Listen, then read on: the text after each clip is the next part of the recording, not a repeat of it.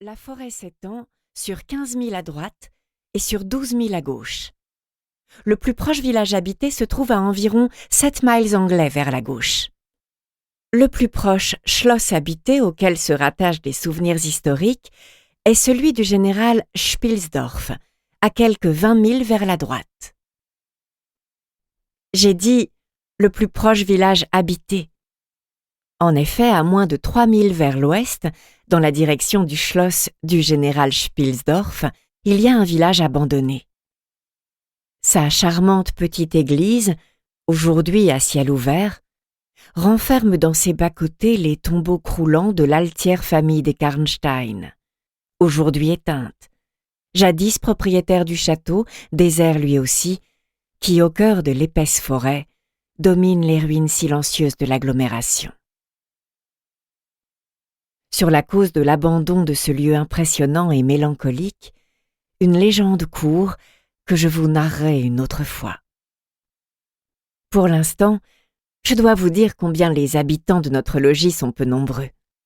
Je passe sous silence les domestiques et les divers employés qui occupent des chambres dans les bâtiments rattachés au château. Écoutez bien et émerveillez-vous. Il y a d'abord mon père, le meilleur homme du monde, mais qui commence à se faire vieux, et moi-même qui n'ai que 19 ans au moment de mon histoire, 8 ans se sont écoulés depuis lors. Mon père et moi formions toute la famille. Ma mère, une styrienne, était morte au cours de ma petite enfance. Mais j'avais une gouvernante au grand cœur, dont je peux dire qu'elle se trouvait auprès de moi depuis mon tout jeune âge. Je ne saurais évoquer une période de mon existence où son large visage bienveillant ne soit pas une image familière dans ma mémoire. C'était Madame Perrodon, originaire de Berne, dont les soins attentifs et l'infinie bonté réparèrent pour moi, dans une certaine mesure, la perte de ma mère, que je ne me rappelle en aucune façon tant j'étais jeune au moment de sa mort. Cette excellente femme était la 3e personne du petit groupe réuni autour de notre table à l'heure des repas. Il y en avait encore une 4e, Mademoiselle de La Fontaine, qui remplissait les fonctions de préceptrice. Elle parlait le français et l'allemand. Madame Perrodon, le français et un mauvais anglais. Mon père et moi, l'anglais que nous employions tous les jours, en partie pour nous empêcher de l'oublier, en partie pour des motifs patriotiques. Il en résultait un langage digne de la tour de Babel, dont les personnes étrangères au château avaient coutume de rire, et que je ne perdrai pas mon temps à essayer de reproduire dans ce récit. Enfin, 2 ou 3 jeunes filles de mes amies, à peu près de mon âge, venaient faire parfois des séjours plus ou moins longs chez nous, et je leur rendais leur visite. Telles étaient nos ressources sociales habituelles, mais naturellement, il nous arrivait de recevoir la visite inopinée de quelques voisins, résidant à 5 ou 6 lieues de distance seulement. Malgré tout, je puis vous l'affirmer, je menais une existence assez solitaire. Mes 2 gouvernantes avaient sur moi la seule autorité dont pouvaient user 2 personnes aussi sages à l'égard d'une enfant plutôt gâtée, orpheline de sa mère, et dont le père lui laissait faire à peu près tout ce qu'elle voulait en toutes choses. Le premier incident de mon existence, qui produisit une terrible impression sur mon esprit et qui, en fait, ne s'est jamais effacé de ma mémoire, compte au nombre de mes souvenirs les plus lointains. D'aucuns le jugeront trop insignifiant pour mériter de figurer dans ce récit, mais vous verrez par la suite pourquoi j'en fais mention. La chambre des enfants, comme on l'appelait bien que j'en fusse la seule occupante, était une grande pièce au plafond de chêne en pente raide, située au dernier étage du château. Une nuit, alors que j'avais à peine 6 ans, je m'éveillai soudain, et après avoir regardé autour de moi, je ne vis pas ma bonne dans la chambre. Comme ma nourrice ne s'y trouvait pas non plus, je me crus seule.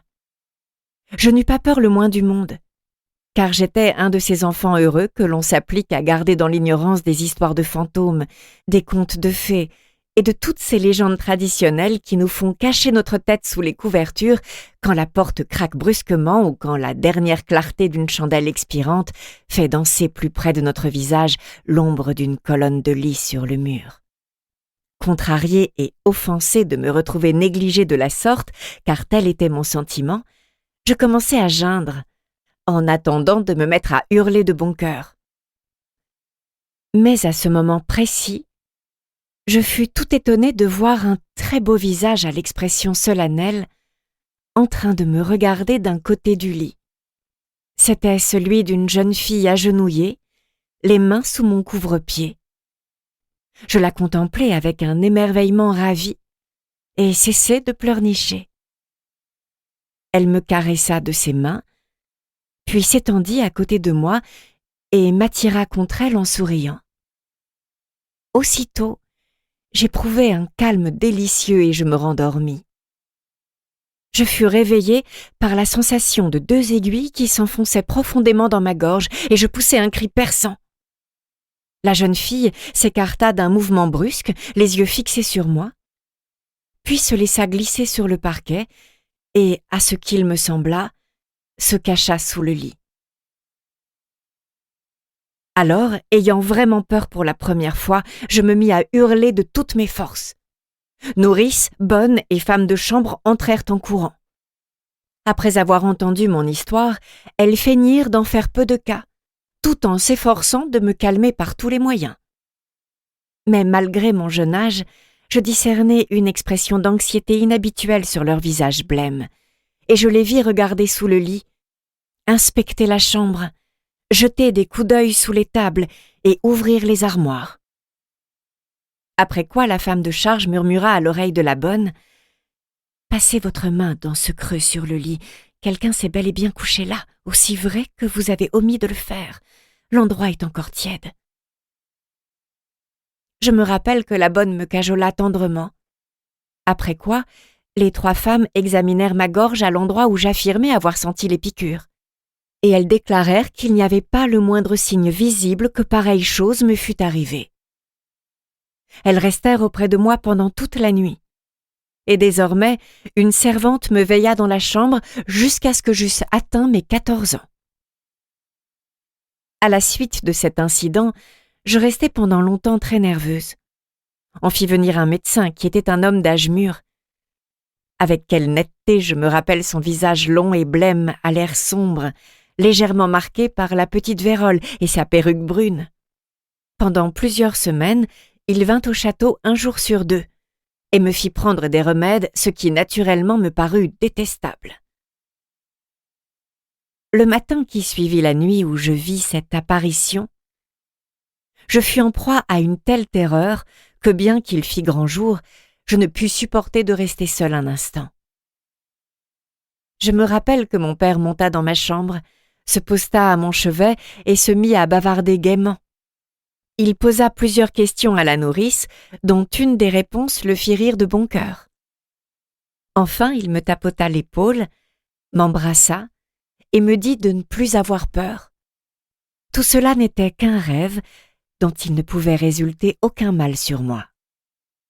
Néanmoins, ces paroles ne m'apportèrent aucun réconfort, car je savais bien que la visite de cette femme inconnue n'était pas un rêve. Et j'avais terriblement peur. La bonne me consola un peu en m'assurant que c'était elle qui était venue me voir et s'était couchée dans le lit à côté de moi. J'avais dû rêver à moitié puisque je n'avais pas reconnu son visage. Mais cette déclaration, pourtant confirmée par la nourrice, ne me satisfit pas entièrement.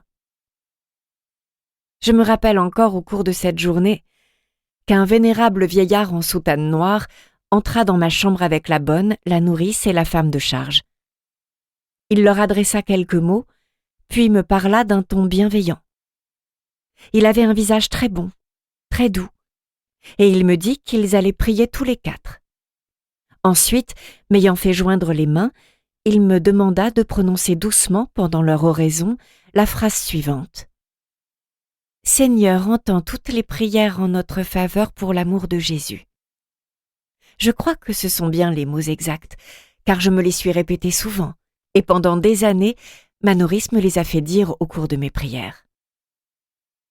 Je garde un souvenir très net du doux visage pensif de ce vieillard aux cheveux blancs, en soutane noire, debout dans cette chambre spacieuse de couleur marron, garnie de meubles grossiers datant de 3 siècles, dont la sombre atmosphère était à peine éclairée par la faible. Pour continuer à écouter ce livre audio gratuitement, cliquez sur le lien dans la description et vous pourrez l'écouter en entier sans frais grâce à l'essai de 30 jours d'Audible.